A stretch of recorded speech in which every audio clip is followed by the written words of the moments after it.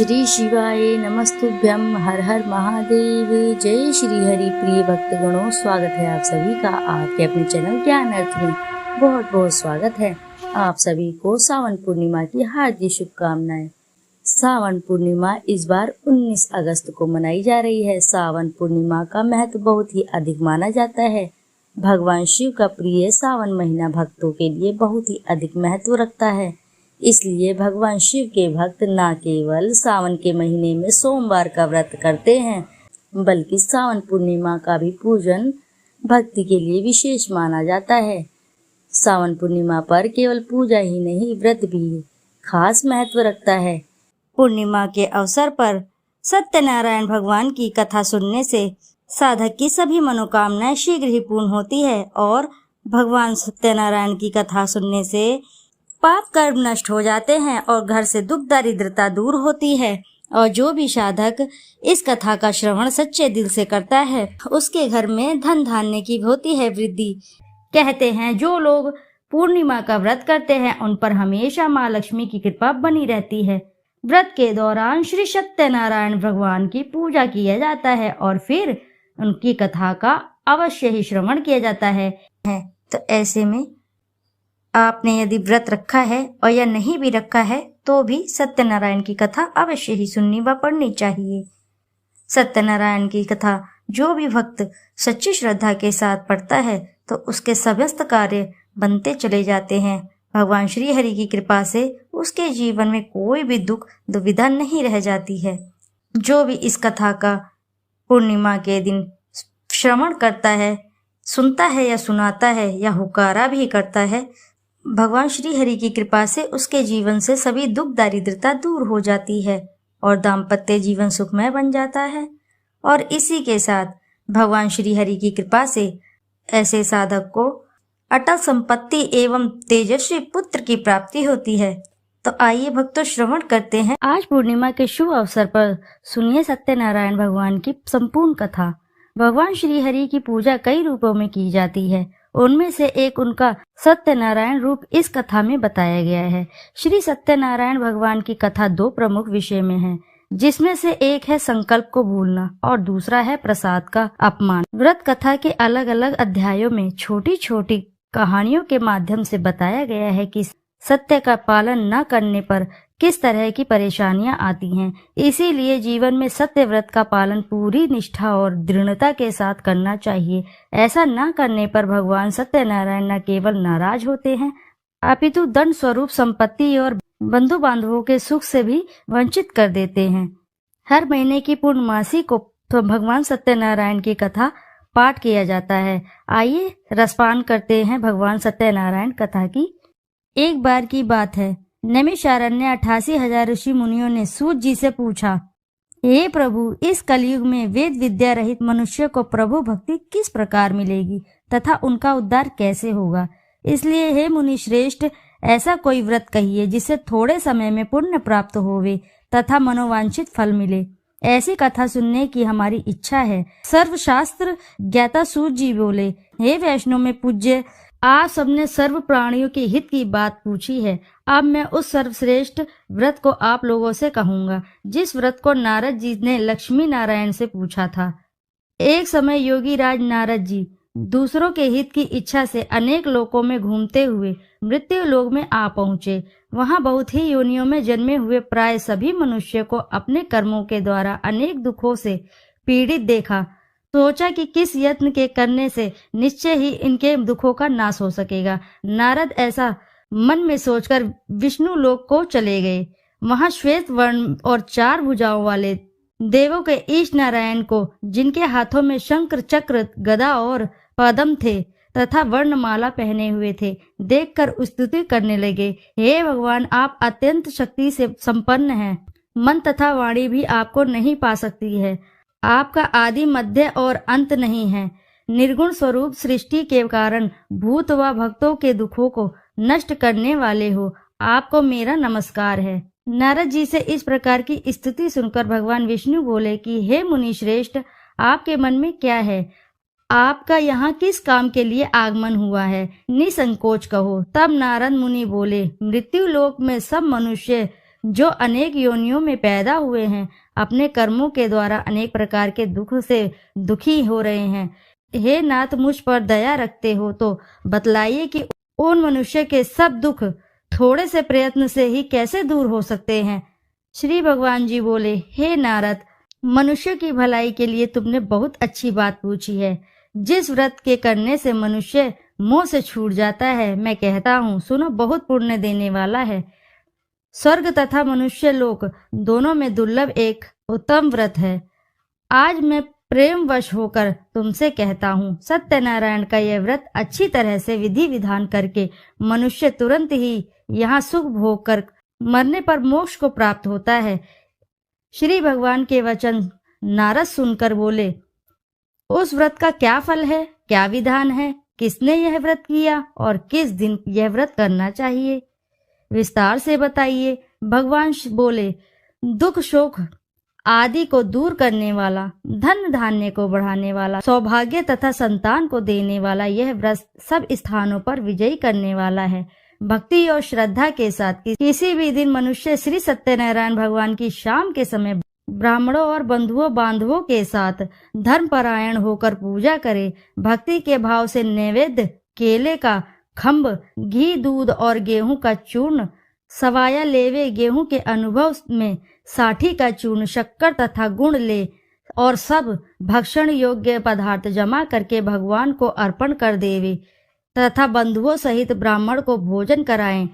तत्पश्चात स्वयं भोजन करें, नित्य गीत आदि का आचरण करें, सत्यनारायण भगवान का स्मरण करते हुए समय व्यतीत करे। इस तरह के व्रत पर मनुष्य की इच्छा निश्चित पूरी ही हो जाती है। विशेषकर कली काल में भूमि पर यही मोक्ष का सरल उपाय है। सूत जी बोले, हे ऋषियों, जिन्होंने पहले इस समय व्रत को किया है उनका वृत्तांत कहता हूँ, ध्यान से सुनो। सुंदर काशीपुरी नगरी में अति निर्धन ब्राह्मण रहता था। वह भूख और प्यास से बेचैन हुआ नित्य ही पृथ्वी पर घूमता था। ब्राह्मणों से प्रेम करने वाले भगवान ने ब्राह्मण को दुखी देखकर बूढ़े ब्राह्मण का रूप धारण कर उसके पास जाकर आदर से पूछा, हे विप्र, नित्य दुखी हुआ पृथ्वी पर क्यों घूमता है? हे श्रेष्ठ ब्राह्मण, यह सब मुझसे कहो, मैं सुनना चाहता हूँ। ब्राह्मण बोला, मैं बहुत निर्धन ब्राह्मण हूँ, भिक्षा के लिए पृथ्वी पर फिरता हूँ। हे भगवान, यदि आप इसका उपाय जानते हो तो कृपा करके कहो। वृद्ध ब्राह्मण बोला कि सत्यनारायण भगवान मनोवांछित फल देने वाले हैं, इसलिए हे ब्राह्मण, तू उनका पूजन कर, जिसके करने से मनुष्य के सब दुखों से मुक्त मिलती है। ब्राह्मण को व्रत सारा विधि विधान बतलाकर बूढ़ा ब्राह्मण का रूप धारण करने वाले सत्यनारायण भगवान अंतर्धान हो गए। जिस व्रत को वृद्ध ब्राह्मण ने बतलाया, मैं उसका अवश्य करूंगा। यह निश्चय करने पर उस ब्राह्मण को भी नींद नहीं आई। वह सवेरे उठ गया, सत्यनारायण के व्रत का निश्चय कर भिक्षा के लिए चला। उस दिन उसको भिक्षा में बहुत सा धन मिला, जिससे बंधु बांधवों के साथ उसने सत्यनारायण का व्रत किया।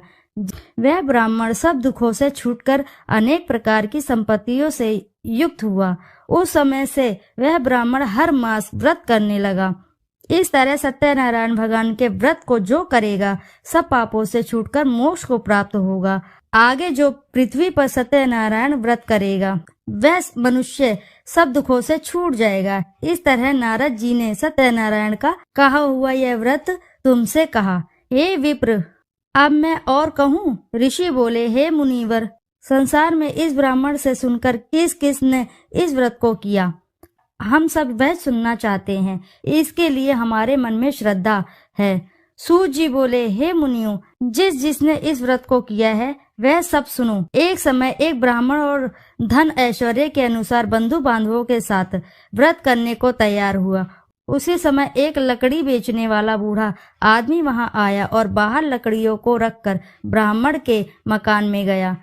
प्यास से दुखी लकड़हारा उनको व्रत करते देख ब्राह्मण को नमस्कार करके पूछने लगा कि आप यह क्या कर रहे हैं और इसका करने से क्या फल मिलता है, कृपया करके मुझे कहो। ब्राह्मण ने कहा, सब मनोकामनाओं को पूर्ण करने वाला यह सत्यनारायण व्रत है। इसकी ही कृपा से मेरे यहाँ धन धान्य की आदि की वृद्धि हो रही है। ब्राह्मण से व्रत के बारे में यह जानकर लकड़हारा बहुत प्रसन्न हुआ। चरणामृत लेकर और प्रसाद खाने के बाद अपने घर को आया। लकड़हारे ने मन में इस व्रत का संकल्प लिया, आज ग्राम में लकड़ी बेचने से जो धन मिलेगा उसी से सत्यनारायण देव का उत्तम व्रत करूंगा। यह मन में विचार कर वह बूढ़ा लकड़हारा लकड़ियां अपने सर पर रख कर जिस घर में धनवान लोग रहते थे वह ऐसे सुंदर नगर में गया। उस दिन वहां पर बूढ़े का उन लकड़ियों का दाम पहले दिनों से चौगुना मिला। तब वह बूढ़ा लकड़हारा दाम ले और अति प्रसन्न होकर अपने पक्के केले की फली, शक्कर, घी, दूध, दही और गेहूं का चूर्ण इत्यादि सत्यनारायण भगवान के व्रत की कुल सामग्रियों को लेकर अपने घर गया। फिर उसने अपने भाइयों को बुलाकर विधि विधान के साथ भगवान का पूजन किया और व्रत भी किया। उस व्रत के प्रभाव से बूढ़ा लकड़हारा धन धान्य आदि से युक्त हुआ और संसार के समस्त सुख भोग कर बैकुंठ को चला गया। श्री सूत जी बोले, हे श्रेष्ठ मुनियों, अब मैं आगे की कथा कहता हूँ। प्राचीन काल में उल्कामुख नाम का एक महान ज्ञानी राजा रहता था। वह जितेंद्रिय और सत्यवक्ता था। प्रतिदिन मंदिरों में जाता था, गरीबों में धन देकर उनके दुख दूर करता था। उसकी पत्नी कमल के समान सुंदर मुख वाली और सती साध्वी थी। एक दिन भद्रशिला नदी के तट पर वह दोनों विधि विधान सहित श्री सत्यनारायण भगवान का व्रत कर रहे थे। उस समय वहां पर साधु नामक एक वैश्य आया। उसके पास व्यापार के लिए बहुत सा धन था।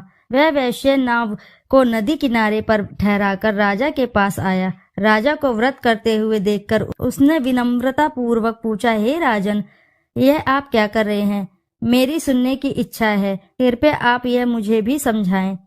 महाराज उल्कामुख ने कहा, हे साधु वैश्य, मैं अपने बंधु बांधवों के साथ पुत्र की प्राप्ति के लिए ये श्री सत्यनारायण भगवान का व्रत व पूजन कर रहा हूँ। राजा के वचन सुनकर साधु नामक वैश्य ने आदर से कहा, हे राजन, मुझे भी इसका संपूर्ण विधि विधान बताएं। मैं भी आपके कहे अनुसार इस व्रत को करूँगा।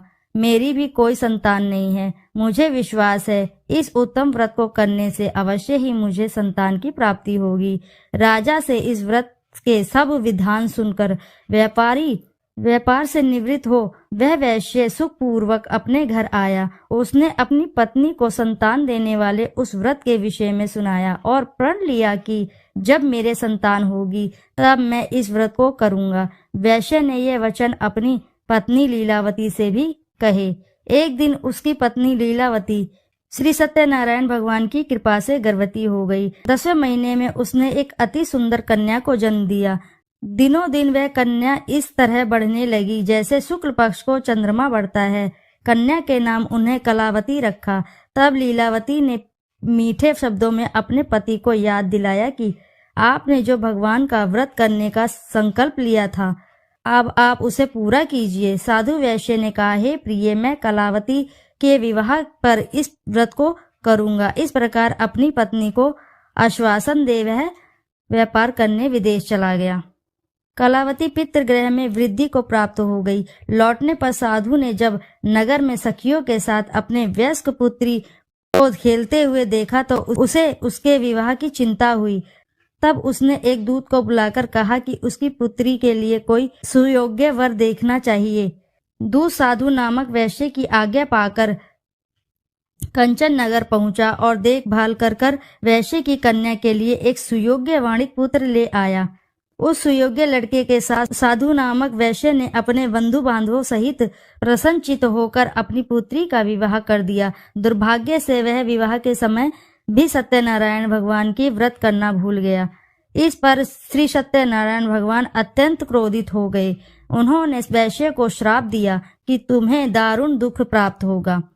और फिर अपने कार्य में कुशल वह वैश्य अपने दामाद सहित नावों का बेड़ा लेकर व्यापार करने के लिए सागर के समीप स्थित रत्नसारपुर नगर में गया। रत्नसारपुर पर चंद्रकेतु नामक राजा राज करता था। दोनों ससुर जमाई चंद्रकेतु राजा के उस नगर में व्यापार करने लगे। एक दिन भगवान सत्यनारायण की माया से प्रेरित एक चोर राजा चंद्रकेतु का धन चुराकर भाग रहा था। राजा के दूतों को अपने पीछे तेजी से आते देखकर चोर ने घबराकर राजा के धन को वैश्य की नाव में चुपचाप रख दिया था, जहां वे ससुर जमाई ठहरे थे, और भाग गया। जब दूतों ने उस वैश्य के पास जाकर राजा के धन को रखा देखा तो उन्होंने उन ससुर दामाद को ही चोर समझा। वे उन ससुर दामाद को दोनों को ही बांधकर ले गए और राजा के समीप जाकर बोले, आपका धन चुराने वाले ये 2 चोर हम पकड़ कर लाए हैं, देखकर आज्ञा दे। तब राजा ने बिना उस वैश्य की बात सुने ही उन्हें कारागार में डालने की आज्ञा दे दी। इस प्रकार राजा की आज्ञा से उनका कारावास में डाल दिया गया तथा उनका सारा धन भी छीन लिया गया। सत्यनारायण भगवान के श्राप के कारण उस वैश्य की पत्नी लीलावती व पुत्री कलावती भी घर पर बहुत दुखी हुई। उनका सारा धन चोर चुरा कर ले गए। मानसिक व शारीरिक पीड़ा तथा भूख प्यास से अति दुखी हो भोजन की आस में कलावती एक ब्राह्मण के घर गई। उसने ब्राह्मण को श्री सत्यनारायण भगवान का व्रत विधि पूर्वक करते देखा। उसने कथा सुनी तथा श्रद्धा पूर्वक प्रसाद ग्रहण कर रात को घर आई। माता ने कलावती से पूछा, हे पुत्री, तू अब तक कहाँ रही? मैं तेरे लिए बहुत चिंतित थी। माता के शब्द सुन कलावती बोली, हे माता, मैंने एक ब्राह्मण के घर श्री सत्यनारायण भगवान का व्रत होते देखा और मेरी भी उस उत्तम व्रत को करने की इच्छा है। माता ने कन्या के वचन सुनकर सत्यनारायण भगवान के पूजन की तैयारी की। उसने बंधुओं सहित श्री सत्यनारायण भगवान का पूजन कर वह व्रत किया कि वर मांगा कि मेरे पति और दामाद शीघ्र ही घर लौट आएं। साथ ही विनती की, हे प्रभु, अगर हमसे कोई भूल हुई हो तो आप हम सबका अपराध क्षमा करो। श्री सत्यनारायण भगवान इस व्रत से प्रसन्न हो गए। उन्होंने राजा चंद्रकेतु को स्वप्न में दर्शन देकर कहा, हे राजन, जिन दोनों वैश्यों को तुमने बंदी बनाकर रखा है वे निर्दोष हैं। उन्हें प्रातः ही छोड़ दो। उनका सब धन जो है तुमने अधिग्रहित किया है वह लौटा दो, अन्यथा मैं तुम्हारा राज्य, धन, पुत्र आदि सब नष्ट कर दूंगा। राजा से ऐसे वचन कहकर भगवान अंतर्ध्यान हो गए। और फिर प्रातःकाल राजा चंद्रकेतु ने दरबार में सबको अपना स्वप्न सुनाया और सैनिकों को आज्ञा दी कि दोनों वैश्यों को कैद से मुक्त कर दरबार में ले आए। दोनों ने आते ही राजा को प्रणाम किया। राजा ने कोमल वचनों से कहा, हे महानुभावों, तुम्हें अज्ञानतावश ऐसा कठिन दुख प्राप्त हुआ है। अब तुम्हें कोई भी भय नहीं है, तुम मुक्त हो। इसके बाद राजा ने उनको नए नए वस्त्राभूषण पहनाए तथा उनका जितना धन लिया था उससे दुगना लौटाकर उन्हें आदर से विदा किया। दोनों वैश्य अपने घर को चल दिए। श्री सूत जी ने कहा, वैश्य ने यात्रा आरंभ की और अपने घर को चला। उनके थोड़ी दूर आगे बढ़ने पर दंडी वेशधारी श्री सत्यनारायण भगवान ने उसकी परीक्षा लेने हेतु उससे पूछा, हे वैश्य, तेरी नाव में क्या है? अभिमानी वाणिक हंसता हुआ बोला, हे दंडी, आप क्यों पूछते हैं? क्या धन लेने की कामना है? मेरे नाव में तो बेल के पत्ते भरे हैं। वैश्य के ऐसे वचन सुनकर दंडी वेशधारी श्री सत्यनारायण भगवान बोले, तुम्हारा वचन सत्य हो। ऐसा कहकर वे वहां से चले गए और कुछ दूर जाकर समुद्र के तट पर बैठ गए। दंडी महाराज के जाने के पश्चात वैश्य ने नित्य क्रिया से निवृत्त होने के बाद नाव को ऊंची उठी देखकर अचंभा किया तथा नाव में बेल पत्ते आदि देखकर मूर्छित हो जमीन पर गिर पड़ा। मूर्छा खुलने पर अति शोक करने लगा। तब उसके दामाद ने कहा, आप शोक न करें, यह दंडी महाराज का श्राप है, अतः हमें उनकी शरण में ही चलना चाहिए, वही हमारे दुखों का अंत करेंगे। दामाद के वचन सुनकर वह वैश्य दंडी भगवान के पास पहुंचा और अत्यंत भक्तिभाव से पश्चाताप करते हुए बोला, मैंने जो आपसे असत्य वचन कहे थे उनके लिए मुझे क्षमा करें। ऐसा कहकर वह शोकातुर होकर रोने लगा। तब दंडी भगवान बोले, हे वाणिक पुत्र, मेरी आज्ञा से ही बार बार तुझे दुख कष्ट प्राप्त हुआ है। तू मेरी पूजा से विमुख हुआ है। तब उस वैश्य ने कहा, हे भगवान, आपकी माया को ब्रह्मा आदि देवता भी नहीं समझ पाते, तब मैं मूर्ख भला कैसे जान सकता हूँ? आप प्रसन्न होइए, मैं अपनी क्षमता अनुसार आपकी पूजा करूँगा। मेरी रक्षा कीजिए और मेरी नौका को पहले के समान धन से परिपूर्ण कर दीजिए। उसके भक्ति से परिपूर्ण वचन सुनकर श्री सत्यनारायण भगवान प्रसन्न हो गए और उसकी इच्छा वर देकर अंतर्धान हो गए। तब ससुर और दामाद दोनों ने नाव पर आकर देखा कि नाव धन से परिपूर्ण है। फिर वह विधि विधान से भगवान सत्यनारायण का पूजा कर साथियों सहित अपने घर को चला। जब वह अपने नगर के निकट पहुंचा तब उसने एक दूत को अपने घर पर भेजा। दूत ने साधु नामक वैश्य के घर जाकर उसकी पत्नी को नमस्कार किया और कहा, आपके पति अपने जमाता के सहित इस नगर के समीप आ रहे हैं। लीलावती और उसकी कन्या कलावती उस समय भगवान का पूजन कर रही थी। दूत का वचन सुनकर साधु की पत्नी ने बड़े हर्ष के साथ सत्यनारायण भगवान का पूजन पूर्ण किया और अपनी पुत्री से कहा, मैं अपने पति के दर्शन को जाती हूँ, तू पूजन पूर्ण कर शीघ्र आ जाना। परंतु कलावती पूजन एवं प्रसाद छोड़कर अपने पति के दर्शन को चली गई। पूजन एवं प्रसाद की अवज्ञा के कारण भगवान सत्यनारायण ने रुष्ट हो उसके पति को नाव सहित पानी में डुबो दिया। कलावती अपने पति को ना पाकर रोती हुई जमीन पर गिर पड़ी। नौका को डूबा हुआ तथा कन्या को रोती हुई देख साधु नामक वैश्य द्रवित होकर बोला, हे प्रभु, मुझसे या मेरे परिवार से अज्ञानतावश जो भी अपराध हुए हैं उसे क्षमा करें। उसके ऐसे वचन सुनकर सत्यदेव भगवान प्रसन्न हो गए। आकाशवाणी हुई, हे वैश्य, तेरी पुत्री मेरा प्रसाद छोड़कर आई है, इसलिए इसका पति अदृश्य हुआ है। यदि वह घर पर जाकर प्रसाद ग्रहण करके लौटे तो इससे उसका पति अवश्य मिलेगा। आकाशवाणी सुनकर कलावती ने घर पहुंचकर प्रसाद ग्रहण किया और फिर आकर अपने पति को पूर्व रूप में पाकर वह अति प्रसन्न हुई तथा उसने अपने पति के दर्शन किए। तत्पश्चात साधु वैश्य ने वहीं बंधु बांधवों सहित सत्यदेव का विधि पूर्वक पूजन किया। वह इस लोक के सभी प्रकार के सुख भोग कर अंत में मोक्ष को प्राप्त हुआ। श्री शिव जी बोले, हे ऋषिगण, मैं एक और कथा कहता हूँ, आप सभी ध्यान से सुनो। सदा प्रजा के लिए चिंतित टुंडुकध्वज नाम का एक राजा था।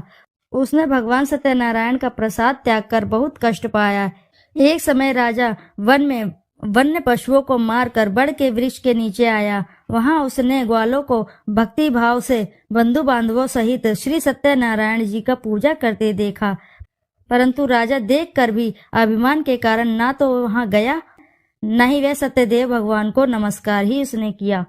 जब ग्वालों ने भगवान का प्रसाद उसके सामने रखा तो वह प्रसाद छोड़कर अपने नगर को चला गया। नगर में पहुंचकर उसने देखा कि उसका सारा राज्य नष्ट हो गया। वह समझ गया कि यह सब भगवान सत्यनारायण ने रुष्ट होकर किया है। तब वह वन में वापस आया और ग्वालों के समीप जाकर विधि पूर्वक पूजन कर प्रसाद ग्रहण किया तो सत्यनारायण की कृपा से सब कुछ उसको पहले जैसा ही हो गया और लंबे समय तक सुख भोग कर मरणोपरांत वह मोक्ष को प्राप्त हुआ। जो मनुष्य इस सर्वश्रेष्ठ दुर्लभ व्रत को करेगा, श्री सत्यनारायण भगवान की कृपा से उसे धन धान्य की कोई भी कमी नहीं होगी। निर्धन धनी और बंदी बंधनों से मुक्त होकर निर्भय हो जाता है। संतानहीन को प्रसंतान प्राप्त होती है तथा सब इच्छाएं पूर्ण होती हैं। अंत में वह वैकुंठ धाम को जाता है। अब उनके बारे में भी जानिए जिन्होंने पहले से इस व्रत को किया है। अब उनके दूसरे जन्म की कथा भी सुनिए। शतानंद नामक वृद्ध ब्राह्मण ने सुदामा के रूप में जन्म लेकर श्री कृष्ण की भक्ति एवं सेवा कर वैकुंठ प्राप्त किया। उल्कामुख नामक राजा दशरथ बने और श्री रंगनाथ का पूजन कर मोक्ष को प्राप्त हुए। साधु नाम के वैश्य ने धर्मात्मा व सत्य प्रतिज्ञ राजा मोरध्वज बनकर अपने पुत्र को आरे से चीर कर वैकुंठ धाम प्राप्त किया। महाराज टुंडुकध्वज स्वयंभू मनु बने। उन्होंने बहुत से लोगों को भगवान की भक्ति में लीन कराकर वैकुंठ धाम प्राप्त किया। लकड़हारा अगले जन्म में गुह नामक निषाद राजा बना, जिसने राम के चरणों की सेवा कर अपने सभी जन्मों को संवार लिया। बोलो जय श्री हरि, जय सत्यनारायण भगवान की जय।